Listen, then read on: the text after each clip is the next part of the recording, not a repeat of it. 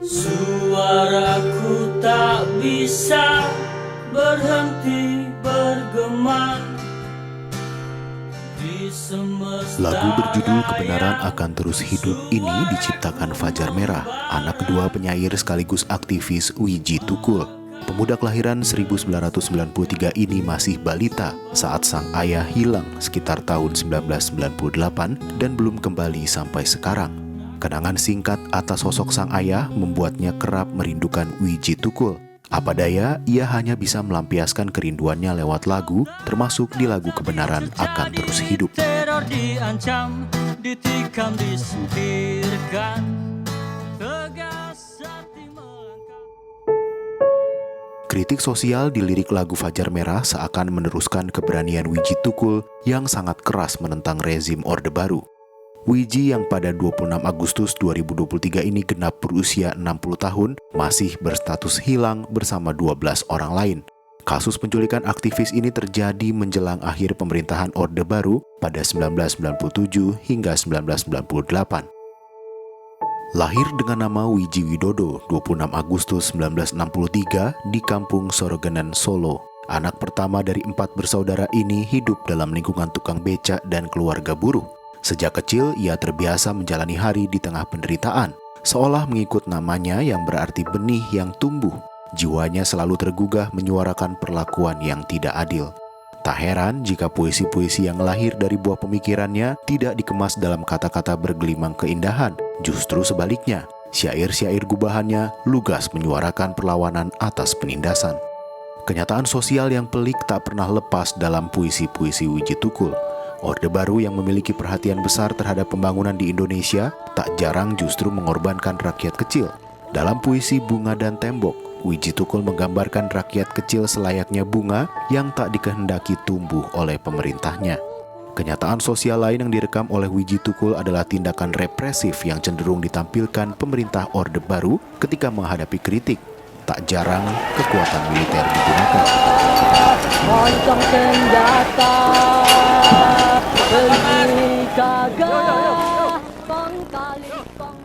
Bisa dibayangkan panasnya telinga penguasa Orde Baru yang represif dan anti kritik tatkala mendengar gugatan Wiji Tukul lewat puisi-puisinya. Bisa dibilang puncak kegeraman Wiji Tukul pada rezim Orde Baru pecah saat peristiwa 27 Juli 1996 atau Kuda Tuli.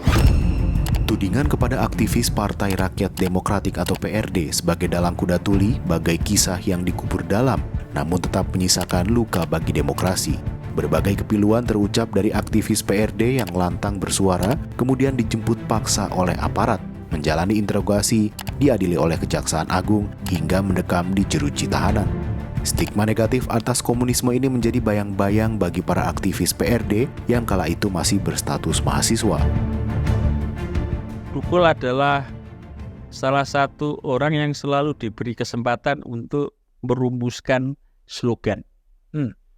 Ada satu slogan yang cukup fenomenal, hanya satu kata lawan. Itulah ciptaan Wiji Tukul.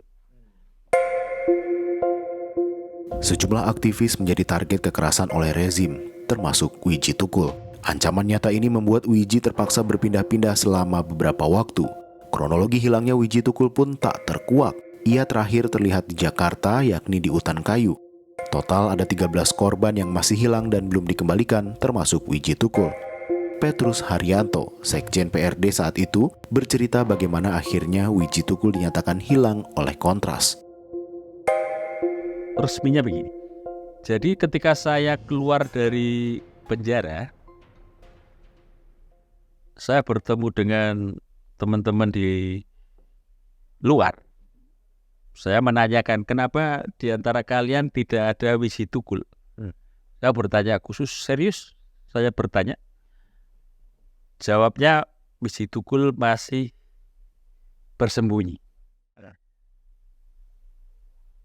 Kata keluarga, Wiji Tukul masih bersembunyi. Ya kita tunggu. Tim pencari fakta dilaporkan ke pengurus pusat dan kami juga gamang ingin menyatakan ke publik Wiji Tukul hilang itu takutnya kalau bersembunyi Tapi kesimpulannya Wiji Tukul sudah tidak bertemu itu ketika proses hangat-hangatnya situasi itu sebenarnya.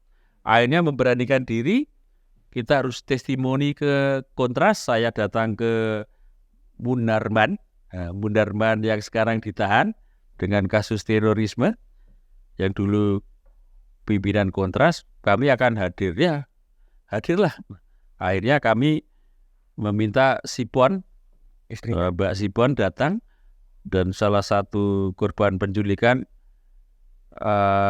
ayahnya Bimo Petrus untuk mendampingi, dan tim melakukan testimoni di Kontras dan bersepakat dengan Kontras sejak itu menyatakan secara terbuka Wiji Tukul hilang. Masih relevannya suara Wiji Tukul memotret fakta sosial membuktikan bahwa meskipun secara fisik dihilangkan, namun perjuangannya tetap berlanjut, seperti namanya Wiji Tukul atau biji yang tumbuh. Sekitar 25 tahun sudah Wiji Tukul hilang, rezim pemerintahan pun telah 5 kali berganti. Namun penyelesaian kasus ini sepertinya terus menemui jalan buntu. Bahkan Sipon, istri Wiji Tukul, membawa pertanyaan tentang nasib suaminya hingga ke liang kubur.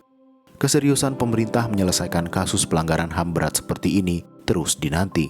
Selamat ulang tahun Wiji Tukul, semoga segera jelas keberadaanmu dan 12 teman lainnya.